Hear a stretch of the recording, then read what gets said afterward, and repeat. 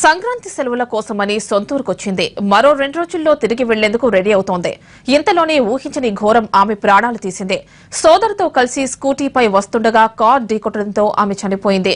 Road ప్రమాదంలో ఆమె చనిపోయిందని మొదట అనుకున్నారు. కానీ ప్రమాదం జరిగిన తీరుపై అనేక అనుమానాలున్నాయి. ఈవ్ టీజింగే ఈ ఘటన వెనుక అసలు కారణమన్న వాదన వినిపిస్తోంది. అసలేం జరిగింది? ఆమె ఎలా చనిపోయింది? పోకిరీలు వేధించి వెంటాడి ఆమెను కారుతో ఢీకొట్టి చంపేశారా? కొన్ని నెలల క్రితం వైజాగ్ లో జరిగిన ఈవ్ టీజింగ్ మర్డరే పశ్చిమ గోదావరి జిల్లాలో రిపీట్ అయిందా?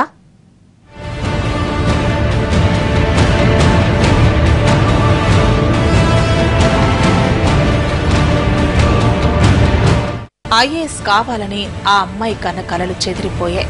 మొహంపై ఎప్పుడూ కనిపించే చిరునవ్వు మాయమైంది. ఊహించని ఘోరం ఆమె జీవితానికి ఫుల్ స్టాప్ పెట్టేసింది.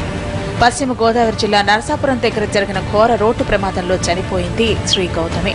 అది రోడ్డు ప్రమాదం కాదు, ఈవ్ టీజింగ్ మర్డర్ అన్న అనుమానాలు వ్యక్తమవుతున్నాయి.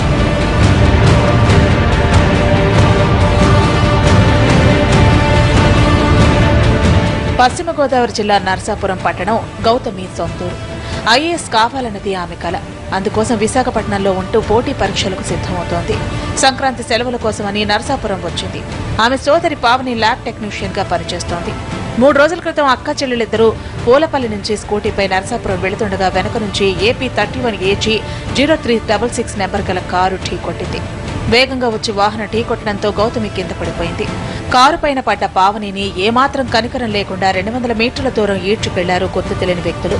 ఇంతలో వాహనం అదుపు తప్పి పెద కాలువలోకి దూసుకెళ్లింది.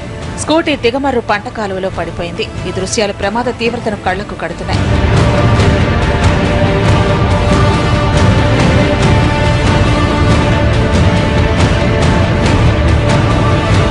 తీవ్ర గాయాలపాలైన గౌతమి అదే రోజు చనిపోయింది. ఆమె సోదరి పావని చావు బతుకుల మధ్య కొట్టుమిట్టాడుతోంది. తన అక్క చనిపోయిందన్న విషయం తెలియని పావని ప్రస్తుతం ఓ ప్రైవేట్ ఆసుపత్రిలో చికిత్స పొందుతోంది. అసలు ఆ రోజు ఏం జరిగిందో ఆమె మాటల్లోనే విందాం.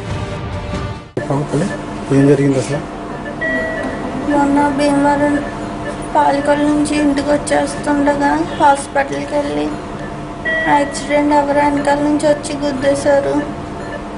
చాలా స్పీడ్గా తీసుకెళ్ళిపోయారు. మేము 20 నుంచి 40 స్పీడ్ మధ్యలో వస్తున్నాం. నన్ను లాక్కెళ్ళిపోయారు ఈడ్చుకుని. కొట్టి వద్దు ఆఫ్ చేయండి అన్నా వినలేదు. చాలా స్పీడ్గా తీసుకెళ్ళిపోయి నన్ను లాక్కుని. మా అక్కకి ఎలా ఉందో నాకు తెలియట్లేదు. అందరూ దానికి మంచి జరగాలని కోరుకోండి. ఈ ప్రమాదంపై అనేక అనుమానాలు వ్యక్తమవుతున్నాయి.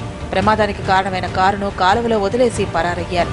అందులోని వ్యక్తులు వాళ్లెవరో ఇప్పటి వరకు ఆచూకీ తెలియలేదు. కారు విశాఖపట్నంలో రిజిస్ట్రేషన్ అయి ఉందని పాలకొల్లు రూరల్ పోలీసులు గుర్తించారు. కారు యజమానిని ప్రశ్నించారు. దర్యాప్తు చేస్తున్నాం. డ్రైవర్ ఆచూకీ కోసం ప్రయత్నం చేస్తే కారులో మనకి రికార్డ్స్ని బట్టి వార్నర్ ట్రేస్ అయ్యాడు. ఆ వార్నర్ కూడా డ్రైవర్, నేను ఆపరేటింగ్ డ్రైవర్ని పంపించాను, వేరే కిరాయి ఉంటానని చెప్పడం జరిగింది.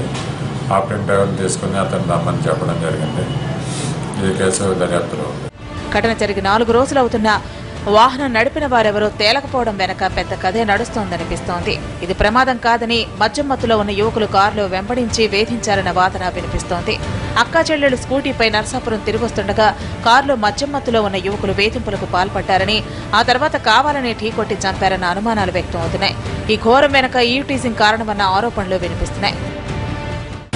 తర్వాత కొంతమంది అంటే మా చుట్టాల్లోనే కొంతమంది యాక్సిడెంటల్ అంటారు, కొంతమంది ఏమో ఎవరో గుర్తేశారు అని చెప్పేసి అంటున్నారు. అది ఏదనేది మాకు కొంచెం పోలీసులు కొంచెం ఎంక్వైరీ చేసి న్యాయం చేయాలని కోరుకుంటున్నాం.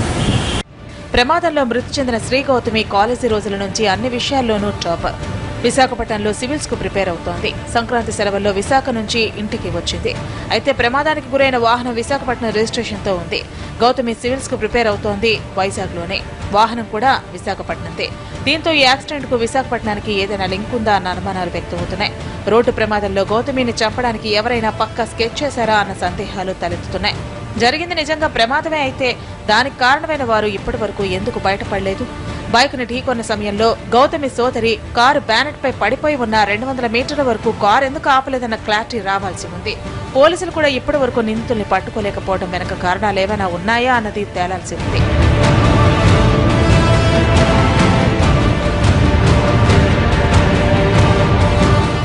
శ్రీ గౌతమి తండ్రి నరసింహరావు వ్యవసాయ పనులు చేసి కుటుంబాన్ని పోషించేవారు. గతేడాది అనారోగ్యంతో ఆయన చనిపోయారు. ఆ దుఃఖం నుంచి కోలుకోకముందే గౌతమి మరణించడం, పావని ఆసుపత్రి పాలు కావటం ఆ కుటుంబాన్ని కుంగతీస్తోంది. గౌతమి మరణానికి ర్యాష్ డ్రైవింగ్ కారణమా, లేక ఈవ్ టీజింగా? యాక్సిడెంట్ సమయంలో కారులో ఉన్న యువకులెవరు? ప్రమాదం తర్వాత ఎటు పారిపోయారు? అసలు వైజాగ్ వాహనం నర్సాపురం ఎందుకు వచ్చింది? ఇవన్నీ మిస్టరీగా మారిన ప్రశ్నలు.